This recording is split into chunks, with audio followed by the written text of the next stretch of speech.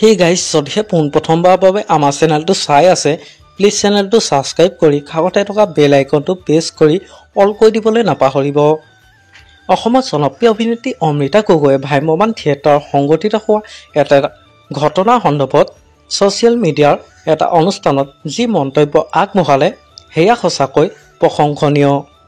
জনপ্ৰিয় অভিনেত্ৰী অমৃতা গগৈয়ে ছ'চিয়েল মিডিয়াৰ এটা অনুষ্ঠানত কি বুলি ক'লে সবিশেষ জানিব পাৰিব আজি এই ভিডিঅ'টোৰ মাধ্যমেৰে। গতিকে ভিডিঅ'টো অলপো স্কিপ নকৰাকৈ শেষলৈকে চাই থাকিব বুলি আশা কৰিলোঁ। যোৱা কেইদিনমানৰ আগত ভ্ৰাম্যমাণ মঞ্চত সংঘটিত হৈছিল এক ঘটনা, যিটো বিষয়ে আপোনালোকে নিশ্চয় জ্ঞাত। ভ্ৰাম্যমাণ মঞ্চত এগৰাকী অভিনেত্ৰীয়ে কাপোৰ সলাই থাকোঁতেই ভিডিঅ' প্ৰস্তুত কৰি ছ'চিয়েল মিডিয়াত আপলোড দিছিল আৰু সেইসমূহ ভিডিঅ' আপলোড কৰাৰ বাবে তেওঁলোকক একোজন ধৰ্ষণকাৰী বুলি অভিহিত কৰিছে জনপ্ৰিয় অভিনেত্ৰী অমৃতা গগৈয়ে। আহকচোন শুনি লওঁ জনপ্ৰিয় অভিনেত্ৰী অমৃতা গগৈয়ে কি বুলি ক'লে এটা সৰু ভিডিঅ' ক্লিপ। যিটো মানে দেখি আছোঁ মোৰ মন নাই যাবলৈ, মানে এতিয়া এই মানে ধৰা দৰ্শকে ইমান বেয়াকৈ কৈ দিব পাৰে।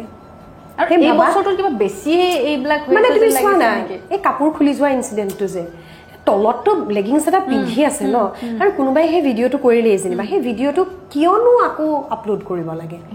কাৰণ তুমি চোৱাচোন, এই যে ধৰ্ষণৰ এগেইনষ্টত আমি কথা কওঁ, তেনেহ'লে মানসিকভাৱে তেওঁক ধৰ্ষণ কৰা হোৱা নাই নে? মানে যিটো আমি মেণ্টেল হেল্থ বুলি কওঁ সেইটো বেছি জৰুৰী মোৰ মতে দেই। আৰু তোমাৰ ধৰা এগৰাকী অভিনেত্ৰীয়ে তেওঁ চোৱা, তেওঁ কিন্তু এই এতিয়া যিগৰাকী আমাৰ তোমাৰ ধৰা ট্ৰেডিং কেলেংকাৰীত গৈ পেলাই জেলত আছে বা কেছ চলি আছে, থিয়েটাৰত যে সেই নাচিছে অভিনেত্ৰীগৰাকী, তেওঁ কিন্তু এনেকুৱা 2 নম্বৰী পইচা ইনকাম কৰা নাই, হয়নে? তেওঁ কিন্তু কষ্ট কৰিছে। এই গৰমত আমি ঘৰটোৰ ভিতৰত বহি থাকিবলৈ দিগদাৰ পাইছোঁ। তুমি ভাবা ইমান হেভি লাইটৰ মাজত 2 মিনিটৰ ভিতৰত কাপোৰ সলাই আহিব লাগিব, নাচিব লাগিব। কিবা কাৰণত হুকটো খুলি গ'ল। যিজনে ভিডিঅ'টো দিলে তেওঁৰ ঘৰত মাক ভনীয়েক নাই নেকি, হয়নে?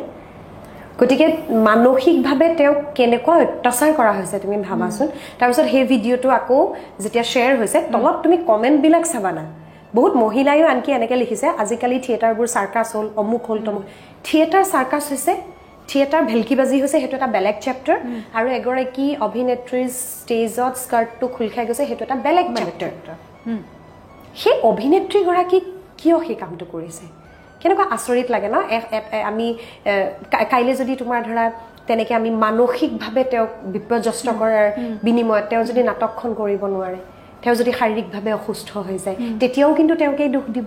তাৰমানে কি, আমি মানুহক আগলৈ যাবলৈও নিদিওঁ, পিছৰ পৰা মৰম খানি দিম তোমাৰে দেহত আঁকি দিম